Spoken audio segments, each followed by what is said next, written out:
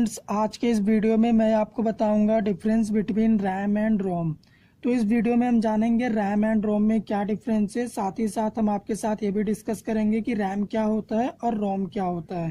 तो ये हमारा कंप्यूटर मेमोरी का बहुत ही इंपॉर्टेंट टॉपिक है, रैम एंड रोम। तो चलिए वीडियो को स्टार्ट करते हैं। रैम के फर्स्ट पॉइंट में मैंने लिखा है RAM stand for random access memory. RAM का पूरा नाम होता है रैंडम एक्सेस मेमोरी। रोम का हमारा फर्स्ट पॉइंट है ROM stands for read only memory. ROM का पूरा नाम होता है read only memory. Second point है हमारा रैम में RAM data is volatile. RAM का डेटा वोलाटाइल होता है। यहाँ पे वोलाटाइल का मतलब ये है कि आप रैम में कुछ काम कर रहे हो सिस्टम में, अचानक आपका सिस्टम बंद हो गया, पावर ऑफ हो गया, कुछ भी हो गया, तो उस समय आपका डेटा इरेज हो जाएगा। आप डेटा को वापस नहीं ला सकते, उसी को हम वोलाटाइल कहते हैं। रोम डेटा इज परमानेंट। रोम का जो डेटा होता है वो परमानेंट होता है। इसमें चाहे आपका सिस्टम का पावर चल जाए, कुछ भी हो जाए, लेकिन उसका डेटा परमानेंट रहता है। हमारा रैम का थर्ड पॉइंट है RAM data can be modified. जो भी रैम का डेटा होता है उसे हम आसानी से मॉडिफाई कर सकते हैं, मतलब उसमें हम कुछ राइट कर सकते हैं, फिर से इरेज कर सकते हैं। ठीक है, जो भी आप करना चाहें आप इस डेटा के साथ कर सकते हैं। लेकिन रोम में क्या होता है, data can not be modified.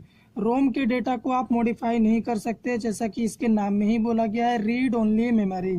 ठीक है, हमारा फोर्थ पॉइंट है रैम में CPU can access data stored on RAM. CPU क्या करता है, रैम का जो भी डेटा होता है उसे डायरेक्टली एक्सेस कर सकता है। लेकिन रोम का जो डेटा होता है, data to be copied from ROM to RAM so that CPU can access its data. ROM के डेटा को अगर आपको एक्सेस करना है तो सबसे पहले उसे आप रोम से कॉपी कर दीजिए रैम में। उसके बाद सीपीयू क्या करेगा, उस डेटा को रैम से एक्सेस कर सकता है। डायरेक्ट एक्सेस नहीं कर सकता सीपीयू रोम के डेटा को। हमारा फिफ्थ पॉइंट है रैम का RAM is faster memory. RAM एक फास्टर मेमोरी होता है जो कि बहुत ही फास्ट काम करता है। रोम इज स्लोअर देन रैम।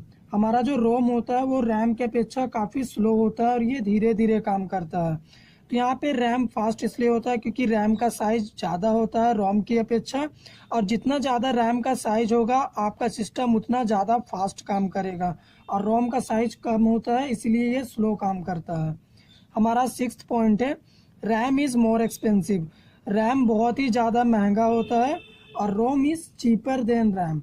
रोम हमारा रैम के अपेक्षा काफ़ी सस्ता होता है क्योंकि ये स्लो काम करता है और ये स्मॉल साइज होता है। लेकिन आप जितने ज़्यादा साइज के रैम को खरीदने जाओगे आपको उतना ही ज़्यादा कॉस्ट लग जाएगा।